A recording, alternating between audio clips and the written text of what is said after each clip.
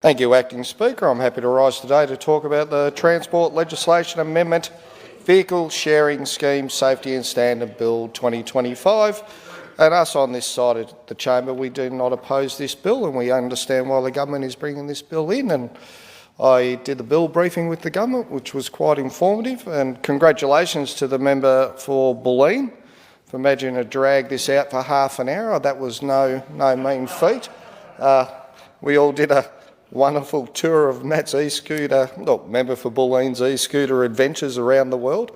But he did educate us, and e-scooters and e-bikes are going to be a part of our future. I think we can all accept that. I do agree with the member of Bulleen's sentiments as to I don't understand why Melbourne City Council said we don't want them anymore.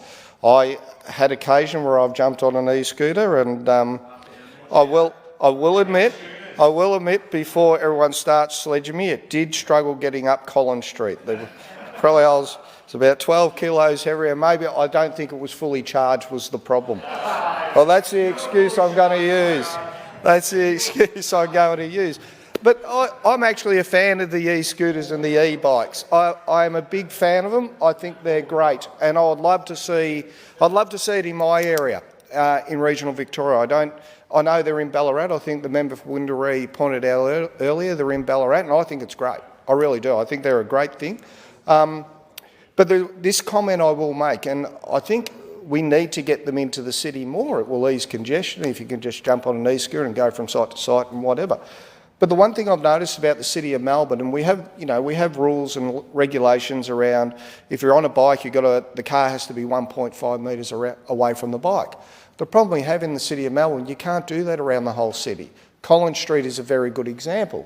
If you come up Collins Street, I think the bike lane is only about 600 mil wide and the car is right there. So it's impossible to get that distance of 1.5 metres between the appliance you're riding, whether it be a scooter or a bike, and the actual traffic. And I think, when they were being trialled in Melbourne, and they're not meant to be on footpaths, they're not meant to do this, they're not meant to do that. And I was down on South Bank, and you'd see them zipping through on South Bank. And maybe, if the City of Melbourne put a little bit more thought into this and said, well, they can go on past, but we have to restrict the speed. That is one way to resolve that problem, where we can't legally have them on a road in a distance, that legal distance from car to scooter or bike. And I did travel with the member for Bulleen, and we were in Buenos Aires, and they had a very good system. And it was the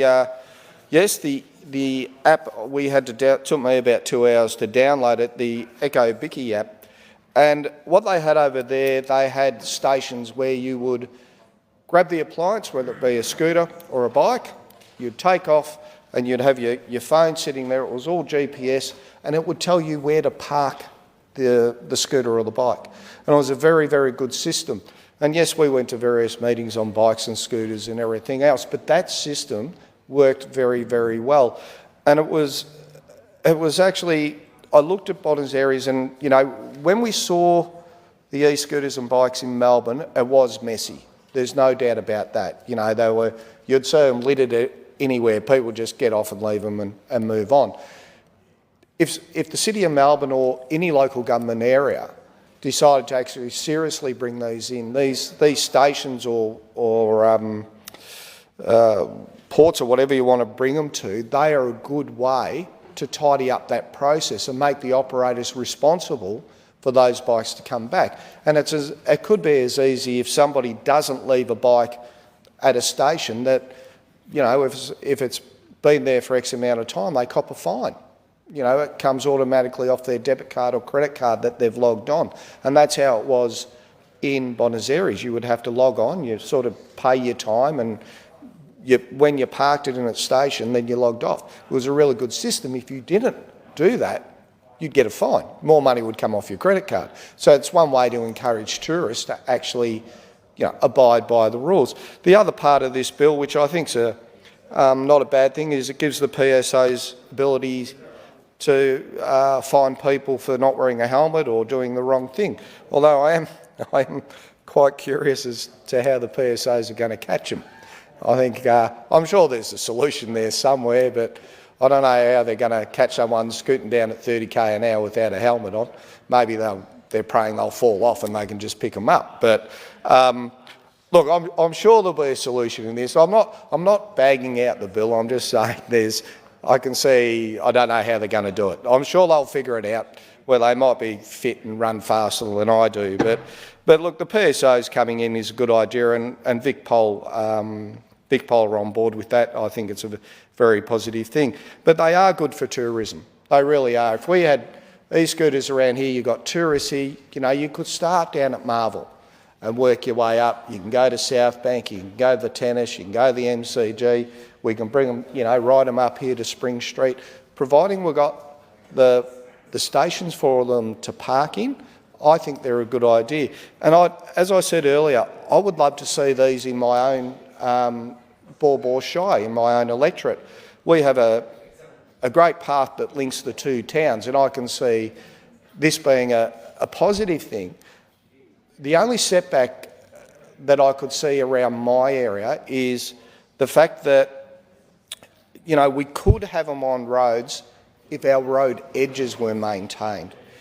So the problem once you get into regional Victoria and you get around the roads around my area is obviously the road verges, the potholes and that type of thing. And I think if the government, did invest more in roads, we know they have cut money on roads, but if they did invest in these regional areas to extend the sides of the roads, fix the potholes, this is a good way of bringing active transport into regional Victoria.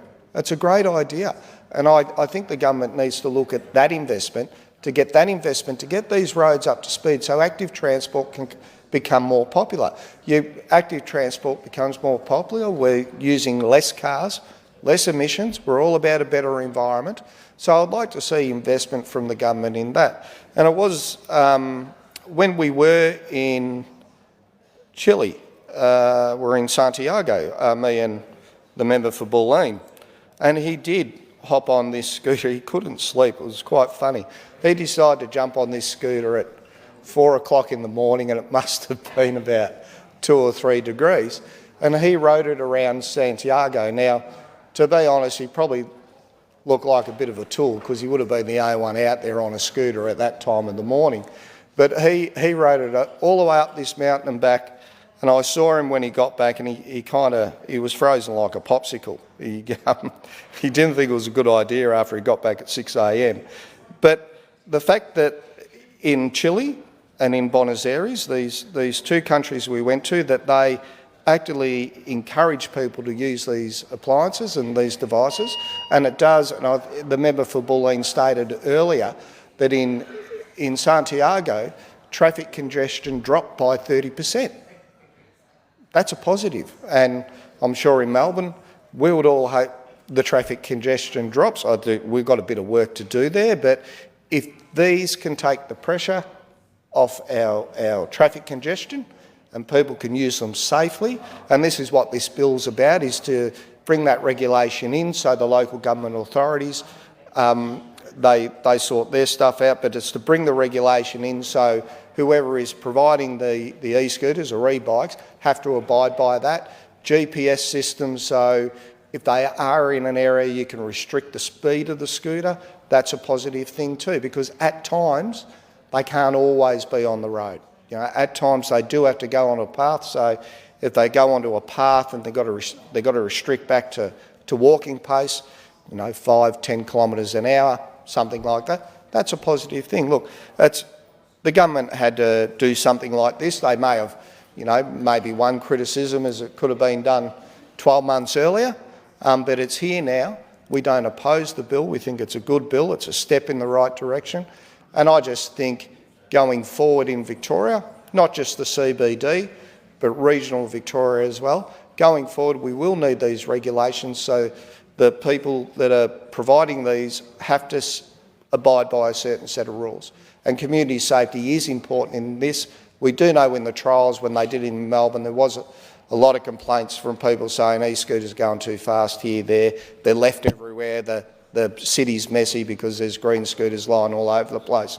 But look, this is a step in the right direction. as I said, we don't oppose the bill, and I'll leave it up to the next one to have a chat. Cheers.